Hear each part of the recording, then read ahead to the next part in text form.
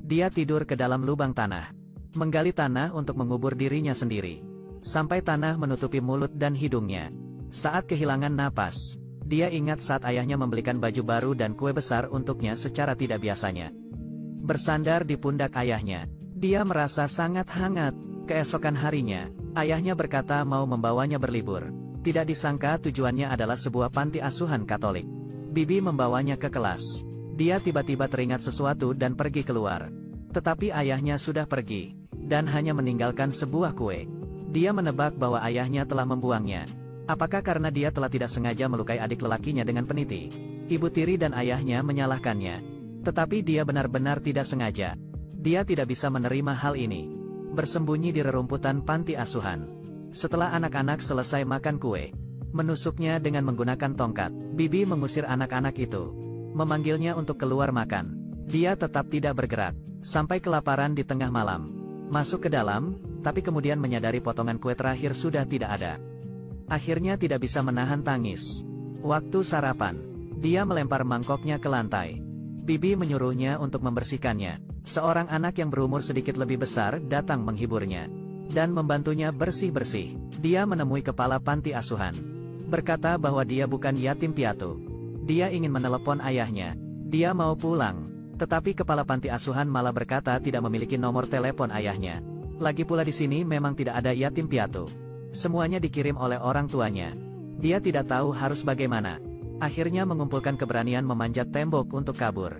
Si kakak perempuan juga ikut memanjat. Mau menariknya ke bawah. Melihatnya begitu keras kepala, Bibi langsung membukakan pintu. Dia melirik dengan curiga, lalu berbalik pergi keluar. Dia begitu ingin kabur dari tempat ini. Tapi di alam liar, di antah berantah, dia bisa pergi kemana? Tidak lama kemudian dia kembali ke dapur. Mengambil sendok dan mengerok kerak nasi. Lalu memakannya di pojokan. Malam harinya dia tidak sengaja melihat kakak perempuan mencuci darah di celananya. Kaget sampai lari, kakak perempuan langsung mencarinya, meminta dia agar jangan sampai membocorkan hal ini. Keesokan harinya adalah hari Minggu. Semuanya berpakaian rapi dan pergi ke gereja. Menyanyikan pujian untuk Tuhan. Dia belum pernah melihat pemandangan seperti ini. Hanya mendengarkan dengan bengong. Begitu kembali, Bibi memotong rambutnya. Berkata, hanya yang kelihatan bersih dan imut. Baru memiliki kesempatan untuk dipilih. Lalu dia berdiri di depan tembok dengan sebuah papan tergantung di lehernya. Seperti seorang penjahat kecil. Kemudian di foto, kakak perempuan memberitahunya, darah di celananya adalah haid pertamanya. Tapi harus dirahasiakan, karena hanya yang umurnya kecil yang bisa dipilih untuk memulai kehidupan baru. Di hari ini, Bibi membawa mereka cek kesehatan. Dia memberitahu suster, waktu menyuntik harus memberitahunya, tetapi suster menyuntiknya saat dia tidak memperhatikan. Sebenarnya agar dia tidak merasa takut, tetapi dia malah berkata dengan sedih, mengapa tidak memberitahunya? Sama dengan tidak menepati janji. Dokter psikolog bertanya padanya, apakah dia tahu mengapa dia menjadi yatim piatu? Dia berkata soal peniti itu. Dokter malah berkata, dia datang ke panti asuhan hanya karena ayahnya ingin dia memiliki hidup yang lebih baik. Tetapi membuangnya apakah berarti lebih baik? Mungkin dunia orang dewasa penuh dengan kebohongan. Seperti liburan yang diucapkan ayahnya. Dia yang bodoh dan tidak berdaya. Setiap hari berkeliaran di panti asuhan. Untungnya ada kakak perempuan yang bisa menemaninya. Di hari ini, sepasang suami istri bule datang ke panti asuhan. Meminta anak-anak perempuan untuk memperkenalkan diri. Kakak perempuan berusaha menonjolkan dirinya. Bahkan sengaja mengecilkan umurnya. Orang bule itu sangat puas. Di saat yang sama juga tertarik pada dia yang tampil bersih dan berperilaku baik. Tetapi bagaimanapun mereka bertanya, dia tidak menjawab. Dia tidak ingin pergi dengan orang bule. Bagaimana jika suatu hari ayahnya datang menjemputnya? Tetapi kakak perempuan malah berpikir lain. Sembunyi-sembunyi makan kue yang diberikan oleh orang bule itu. Memberitahunya, asalkan bisa dipilih. Setiap hari bisa makan makanan seenak ini. Dia masih terus membayangkan ayahnya datang menjemputnya. Tetapi kakak perempuan malah berkata bisa membawanya pergi ke luar negeri juga. Dia bisa meminta kepada orang bule itu. Berkata hal baik tentangnya. Maka mereka berdua bisa diadopsi oleh pasangan ini. Ini membuatnya sedikit tergoda. Lagi pula sekarang hanya kakak perempuan yang baik padanya. Oleh karena itu mereka berjanji. Pergi ke luar negeri bersama. Demi memenuhi janji, kakak perempuan menjadi guru bahasa Inggrisnya. Pasangan bule itu juga datang menjemput kakak perempuan bermain keluar beberapa kali. Saat dia mengira semuanya lancar, kakak perempuan tiba-tiba mau pergi sendirian. Semuanya menyanyikan lagu perpisahan untuknya. Matanya tidak tahu harus melihat kemana. Akhirnya bisa mendapatkan hidup baru. Mungkin dia lebih merasa menyesal daripada mengenang. Janji kakak perempuan tidak terpenuhi. Dia merasa dibuang sekali lagi. Dia menemui kepala panti asuhan lagi. Mengucapkan alamat rumahnya. Meminta kepala panti asuhan membantunya mencari ayahnya. Karena dia masih ingin bertemu sekali lagi dengan ayahnya. Kepala panti asuhan benar-benar membantunya mencari. Tetapi ayahnya dan ibu tirinya telah pindah rumah. Harapan terakhirnya hilang. Ayahnya benar-benar tidak akan kembali. Dia sudah kehilangan kontak dengan mereka selamanya. Dia merobek boneka yang diberikan oleh orang baik hati untuk melampiaskan amarahnya. Bahkan juga merebut boneka milik temannya untuk dirobek. Bibi menamparnya, menariknya keluar, memberitahunya jika ada kekesalan. Bisa memukul spray dengan tongkat. Dia memukul sekuat tenaga, tetapi tidak dapat mengurangi kesedihan hatinya.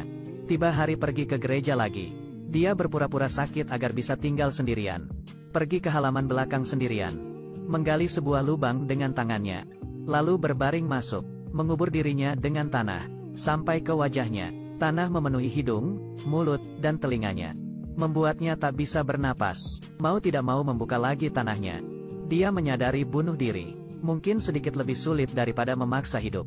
Tidak lama kemudian, kepala panti asuhan memperkenalkan kepadanya keluarga adopsi. Dia setuju. Saat mau pergi, semua orang berfoto bersama. Kepala panti asuhan membuat mereka tertawa. Dia akhirnya mengeluarkan senyuman. Semua orang menyanyikan lagu perpisahan untuknya. Dia juga menyadari, dia tidak tahu harus melihat kemana. Dulu baik atau tidak? Di sini baik atau tidak? Nantinya akan bagaimana? Dia tidak tahu. Dia hanya tahu, dirinya keluar dari pintu besi itu. Dan mau pergi ke tempat selanjutnya. Waktu dia berada di pesawat ke Prancis. Dia tertidur. Dan kembali ke hari itu. Dia bersandar pada pundak besar dan hangat ayahnya. Dia tidak menangis. Seturun dari pesawat terus berjalan maju. Dua orang bule melihatnya berjalan dengan penuh harapan. Saat dia melihat orang tua adopsinya, dia sempat ragu. Akhirnya mengangkat wajahnya. Sutradara film ini adalah orang Prancis bernama Ouni Leconte. Memiliki wajah orang Asia, karena dia lahir di Korea, dan besar di panti asuhan, dan diadopsi oleh keluarga pendeta di umur 9 tahun. Film ini adalah autobiografinya. Semua hal menyedihkan yang terjadi di masa kecil sangat kejam. Karena kita pada saat itu begitu tak berdaya. Judul film ini adalah I1, A Brand New Life, I0. Judulnya agak ironis. Seorang gadis kecil tidak seharusnya mengalami hal seperti ini. Aku lebih suka judul lainnya, I1 Travelers, I0. Perjalanan hidup sekali dimulai tidak bisa kembali lagi ke awal. Kita hanya bisa terus berjalan maju. Saat rasa sakit mengubur kita seperti tanah. Bangun dari tidak bisa bernapas. Memasuki bagian perjalanan selanjutnya. Menjadi kuat di tengah luka. Bertumbuh saat terjatuh, berkompromi dalam mencari makna, meski jalan di depan penuh duri dan kesepian. Hanya bisa maju ke depan. Mungkin masih ada cinta dalam perjalanan yang belum diketahui. Kita harus belajar lebih mencintai diri. Terakhir, aku akan tunjukkan video internet dari 2 tahun lalu. Seorang gadis kecil berbicara dengan orang tua bulenya tentang hari dia diadopsi. Waktu kamu melihat aku berumur 4 tahun. Kami sangat senang bertemu denganmu dan ayah. Kami mencintai kalian. Kami ingin berada di sini untuk menemanimu dan ayah. Aku juga sangat senang bertemu denganmu. Dan Lily, ya, dan Lily. Aku ada, Apa kamu tahu ada apa dengan hatiku? Ada apa dengan hatimu? Saat aku melihatmu pertama kalinya, Waktu aku melihatmu, hatiku langsung jatuh cinta padamu. Hatimu jatuh cinta padaku. Hatiku juga jatuh cinta padamu. Gadis kecil ini sangat imut sampai membuat orang sayang padanya. Apa yang dikatakannya seperti ingin menyenangkan hati. Tapi inilah dia dalam kehidupan barunya. Berupaya sekuat tenaga mengungkapkan perasaannya. Dia adalah seorang penjelajah yang berani. Juga bertemu dengan cinta dari orang yang baik. Kita bertemu lagi di perjalanan lainnya.